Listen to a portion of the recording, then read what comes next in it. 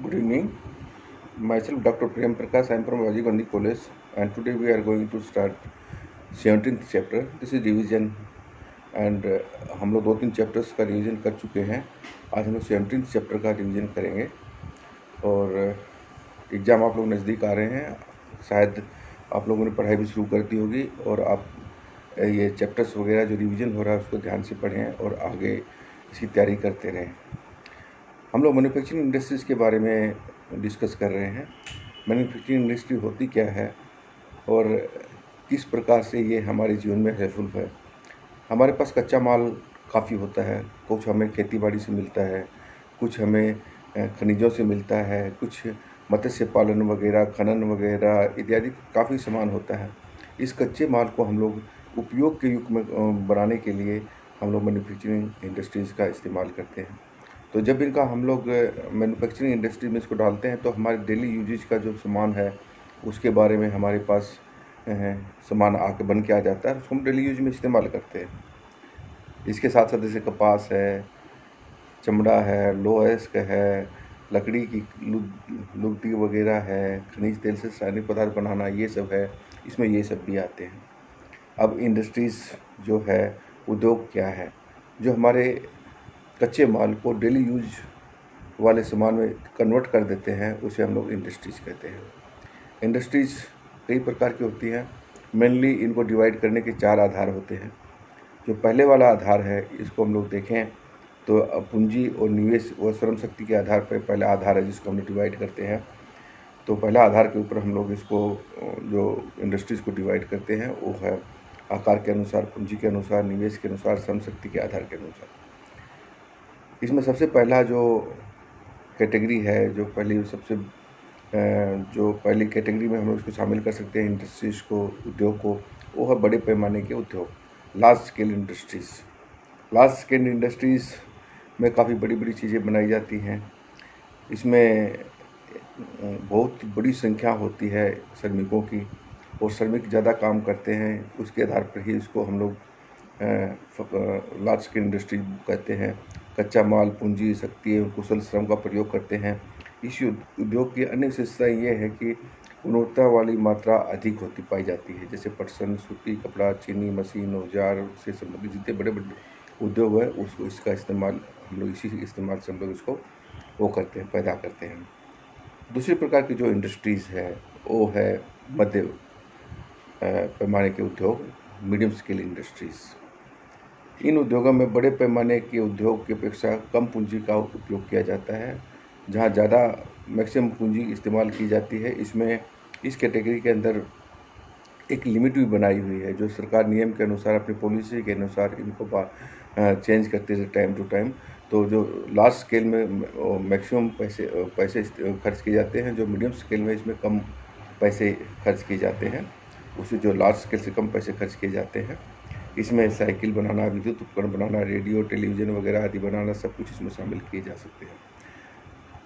तीसरी प्रकार की जो इंडस्ट्रीज़ है वो छोटे पैमाने की उद्योग, स्मॉल स्केल इंडस्ट्रीज इसके अंदर आते हैं.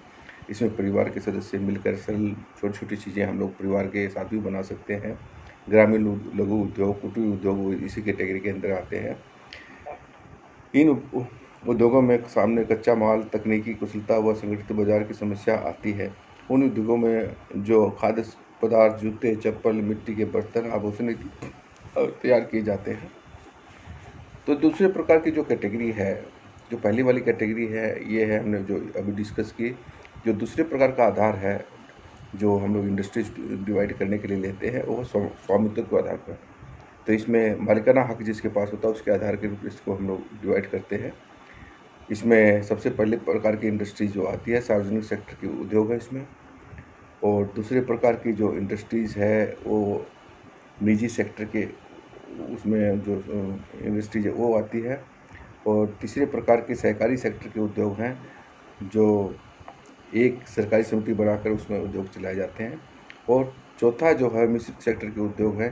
ये उद्योग उन्हें सरकार भी चलाती है अथवा सरकारों के समूह भी इसमें चलाते हैं. जो तीसरी प्रकार का आधार है जो इंडस्ट्रीज़ को हम लोग डिवाइड करने के लिए रखते हैं, ये है उत्पादनों के आधार के ऊपर डिवीज़न. सबसे पहले हम लोग इसमें मूल पदार्थ का उद्योग है, जिसमें किसी भी मूल पदार्थ को बनाने के लिए इंडस्ट्रीज लगाई जाती है। कच्चे माल का इसमें प्रयोग किया जाता है, वे आधारभूत पदार्थ उद्योग कहलाते हैं। लौह इस्पात, विद्युत उत्पाद, भारी मशीनें वगैरह निर्माण के लिए इसमें इस उद्योग का लगाना पाया जाता है। जो दूसरी प्रकार की इसमें इंडस्ट्री है पूंजी पदार्थ उद्योग। पूंजी पदार्थ वे होते हैं जिनका उपयोग उत्पादन में किया जाता है, उपभोक्ता द्वारा उनका सीधा प्रयोग नहीं किया जा सकता। ऊर्जा संयंत्र तथा तेल वेधन, जो ड्रिलिंग वगैरह है, उसके जो पदार्थ हैं, इनका इस्तेमाल इसमें किया जाता है।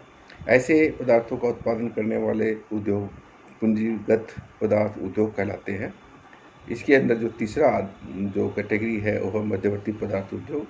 मध्यवर्ती पदार्थ उद्योग स्वयं में तैयार फिनिश्ड माल तैयार होते हैं। इसमें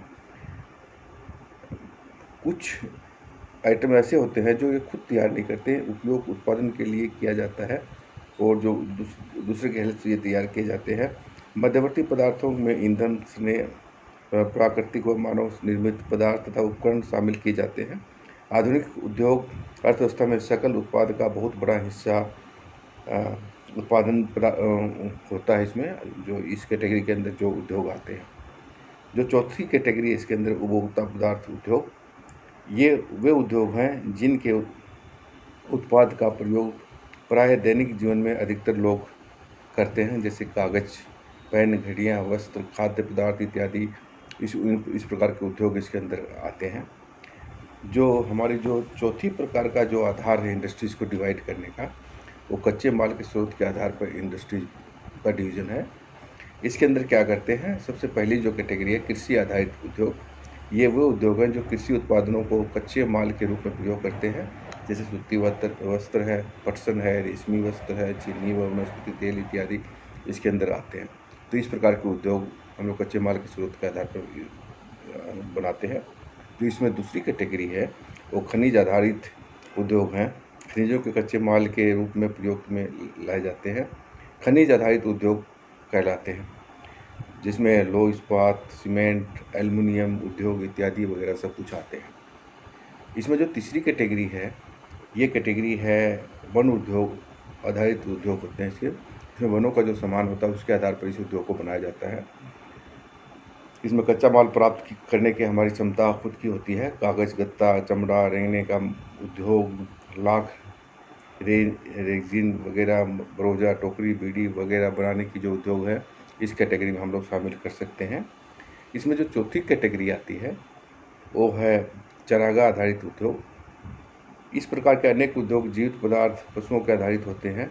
इसमें खाल, हड्डी, सींग, जूता, दुग्ध उद्योग आधारित होते हैं, जो ये भी कच्चे माल के ऊपर आधारित होते हैं और कच्चे माल इनको आसानी से हमें मिल जाते हैं, तो उनको यूज़ के लिए, डेली यूज़ के लिए हम लोग कन्वर्ट करके और उसको हम लोग इस्तेमाल में लाते हैं।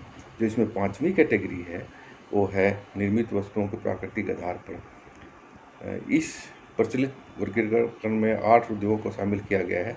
धातुक्रम उद्योग, यांत्रिक इंजीनियरिंग उद्योग, रासायनिक और संबद्ध उद्योग, वस्त्र उद्योग, खाद्य संसाधन उद्योग, विद्युत उत्पादन उद्योग, इलेक्ट्रॉनिक उद्योग और संचार उद्योग।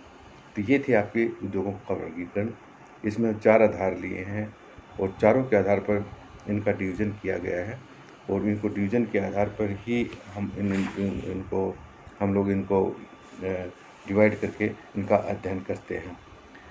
अभी बात यह क्या आती है कि हम ये देख रहे हैं कि हम लोग इंडस्ट्रीज़ तो लगा लेते हैं, लेकिन हमारे पास काफ़ी समस्याएं हैं। तो लोकेशन ऑफ इंडस्ट्रीज़ में काफ़ी प्रॉब्लम आती है, कहाँ इंडस्ट्रीज लगानी चाहिए, कहाँ हमें नहीं लगानी चाहिए। सरकार की पॉलिसीज़ वगैरह जो है वो भी काफ़ी हेल्पफुल होती है। तो ये काफ़ी हमारे पास प्रॉब्लम्स आती हैं, जैसे कच्चा माल की प्रॉब्लम आती है, ऊर्जा की प्रॉब्लम आती है, बाज़ार की प्रॉब्लम आती है, परिवहन के संचार के साधन लिंकेजेस की जो प्रॉब्लम है वो आती है, श्रम की प्रॉब्लम आती है, श्रम काफ़ी महंगा हो जाता है। तो हम लोग को ऐसी जगह इंडस्ट्री लगानी पड़ती है जहाँ पर श्रम काफ़ी सस्ता हो। इसके बाद में ऐतिहासिक कारक है, जहाँ पर कि कोई इंडस्ट्री जहाँ पर नामी हो, जहाँ पर कि जिसकी लोकेशन अच्छी हो, उस उद्योग को हम लोग वहाँ लगाते हैं। औद्योगिक नीति इसमें काफ़ी हेल्पफुल होती है, जैसे मारुति उद्योग और हीरो होंडा वगैरह हरियाणा में आए थे, तो हमारी पॉलिसीज़ ऐसी थी कि उसको हमने इस्टेब्लिश किया था। इसके बाद में पूंजी बैंकिंग, अगर किसी उद्योग को लगाने के लिए हमारे पास पूंजी नहीं होगी तो हमारे पास कोई भी आधार नहीं है इस पूंजी को लगाने के लिए। तो ये सब सेक्टर्स हैं जो कि हम किसी भी इंडस्ट्रीज़ को लगाने के लिए, किसी भी इंडस्ट्रीज़ को डिवीज़न करने के लिए, उनको डिवाइड करने के लिए, ये सब हमारे पास आधारित होते हैं और उनके आधार पर ही कोई भी इंडस्ट्रीज़ हम लोग प्रोग्रेस कर सकते हैं। इसमें कई तरह की इंडस्ट्रीज़ हैं जो बाद में चल के आती हैं। जो इंडिया में काफ़ी फेमस है वो लौह इस्पात उद्योग है, काफ़ी इंडिया में नामी है। और उसके बाद में है जैसे लौह इस्पात में टाटा आयरन वगैरह है, टिस्को कंपनी है, ये सब इंडस्ट्री जिसमें आती है। मैग्नीज उद्योग भी है, Indian iron and steel company वगैरह, ये सब इसके अंदर आते हैं। इसके बाद में ये आमतौर पर जो हमारे इंडस्ट्रीज़ हैं आमतौर पर वहीं पर लोकेटेड, जैसे रॉ मटेरियल ओरिएंटेड इंडस्ट्रीज़ हैं जो वहीं पर इस्टेब्लिश की गई हैं जहाँ पर कि ये कच्चा माल पाया जाता है। तो ये थी हमारी इंडस्ट्रीज़ की, मैन्युफैक्चरिंग इंडस्ट्री जिसके बारे में हम लोग डिस्कस कर रहे थे। Okay, thank you very much, good night.